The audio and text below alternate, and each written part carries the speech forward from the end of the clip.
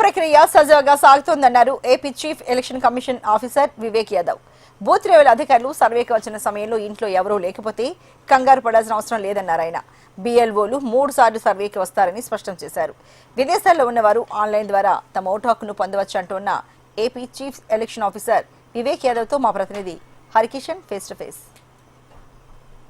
రాష్ట్ర వ్యాప్తంగా ఈరోజు ఎస్ఐఆర్ ప్రారంభమైంది. ఈ నేపథ్యంలోనే దీనికి సంబంధించినటువంటి పూర్తి వివరాలు తెలుసుకునేటటువంటి ప్రయత్నం చేద్దాం. Andhra Pradesh chief election officer Vivek Yadav ఉన్నారు. సార్ చెప్పండి, ఈరోజు ఎస్ఐఆర్కి సంబంధించి ఏ రకంగా సాగుతుంది? అంటే ఈ రోజు నుంచి 14 జూలై వరకు డోర్ టు డోర్ ప్రోగ్రామ్ జరుగుతుంది. బూత్ లెవెల్ ఆఫీసర్స్ ప్రతి ఓటర్స్ ఇంటికి వెళ్ళి ఎన్యూమరేషన్ ఫామ్ ఇస్తారు. ఆ ఎన్యూమరేషన్ ఫామ్లో voters 2002 electoral roll data fill up చేసుకొని ఒక కలర్డ్ ఫోటోగ్రాఫ్ సిగ్నేచర్తో తిరిగి ఇవ్వాల్సి ఉంటుంది. సో ఈ ప్రక్రియ ఈరోజు నుంచి మొదలైంది. ఒక నెల క్రితం జరుగుతుంది. ఒక నెల అయిపోయినాక ఒక డ్రాఫ్ట్ ఎలక్టోరల్ రోల్ ఎవరైతే ఎన్యూమరేషన్ ఫామ్ తిరిగి వస్తుంది అండ్ బిఎల్ఓ డిజిటైజ్ చేస్తారు, అటువంటి ఎన్యూమరేషన్ ఫామ్ తాలూకా డ్రాఫ్ట్ ఎలక్టోరల్ రోల్లో పబ్లిష్ చేయడం జరుగుతుంది. సరే, ఈ బిఎల్ఓస్ పోయినప్పుడు వారికి సంబంధించి ఏమేమి ఐడీస్ చూపించాలి, తర్వాత ప్రాసెస్ అనేది ఏ రకంగా ఉంటుంది?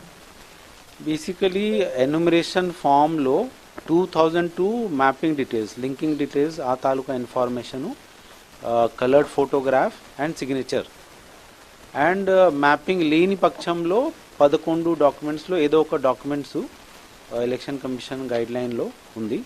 సో లేని పక్షంలో ఆ డాక్యుమెంట్స్ అనేది ఇవ్వాల్సి ఉంటుంది. సో బిఎల్ఓస్ ఇంటికి వెళ్ళిన టైంలో ఆ ఇంట్లో ఎవరైనా లేకపోతే, బహుశా ఉదాహరణకు యుఎస్ లాంటి ఇతర దేశాలకు వెళ్ళిపోయినటువంటి పరిస్థితుల్లో మేబీ వారు రావడానికి 1 or 2 months ఎక్కువ కూడా అయ్యేటటువంటి అవకాశం ఉంది. సో అటువంటి వారికి అవగాహన అంటే వారికి ఎలా తెలిసే విధంగా చేస్తారు, అలాగే వారు అప్లై చేసుకోవడానికి ఏ రకమైనటువంటి విధానం ఉంది?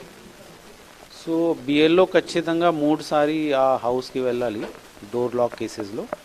దెన్ బిఎల్ఓకి నేరుగా కాల్ చేసుకోవచ్చు. ఈసీఐ నెట్ యాప్లో కూడా ఈ ఫెసిలిటీ ఉంది. లేని పక్షంలో వాళ్ళ రిలేటివ్స్, పేరెంట్స్ కానీ గ్రాండ్ పేరెంట్స్ కానీ అన్న తమ్ముడు ఉంటారు, వాళ్ళ సంతకంతో ఎన్యూమరేషన్ ఫామ్ ఫిలప్ చేసుకుని ఇవ్వచ్చు.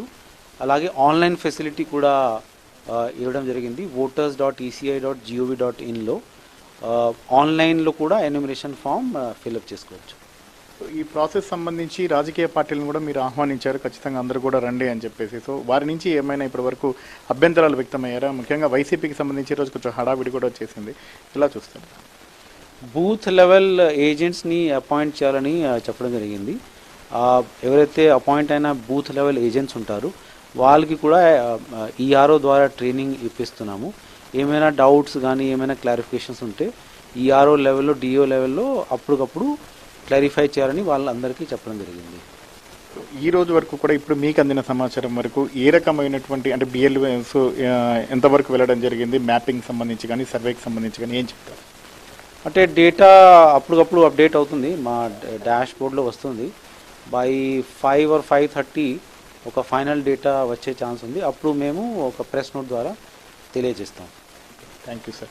సో ప్రస్తుతం ఈరోజు ప్రారంభమైనటువంటి ఎస్ఐఆర్కి సంబంధించి ప్రతిరోజు కూడా సాయంత్రం పూట ఎన్ని మ్యాపింగ్ జరిగింది, ఏ రకంగా సర్వే జరిగింది అన్న దానిపైన కూడా పూర్తి స్థాయిలో ఎలక్షన్ కమిషన్ డాష్ బోర్డ్లో పెట్టి పూర్తి వివరాలు పారదర్శకంగా అందించేందుకు సిద్ధంగా ఉన్నామని చెప్తున్నారు. మరోవైపు పార్టీలకు సంబంధించి అన్ని ఏజెంట్లు ఎవరైతే బూత్ లెవెల్ అసిస్టెంట్కి సంబంధించి ఉన్నారో వాళ్ళందరికీ కూడా ప్రత్యేకంగా ఇప్పటికే శిక్షణ ఇచ్చాం. అన్ని పార్టీలకు సంబంధించినటువంటి బూత్ లెవెల్ ఏజెంట్స్ కూడా బిఎల్ఓస్ వెంట వెళ్తే ఎటువంటి ఇబ్బంది అయితే లేదు. కానీ ఒకవేళ ఇంట్లో ఉన్నటువంటి వారు తాళాలు వేసి వెళ్ళిపోయినప్పటికీ 3 సార్లు బిఎల్ఓస్ వస్తారు. కాబట్టి ఖచ్చితంగా ఎస్ఐఆర్కి సంబంధించి పూర్తిగా ఎటువంటి ఇబ్బందులు లేకుండా జరుగుతుందని చెప్పేసి కూడా చీఫ్ ఎలక్షన్ ఆఫీసర్ చెప్తున్నటువంటి పరిస్థితి.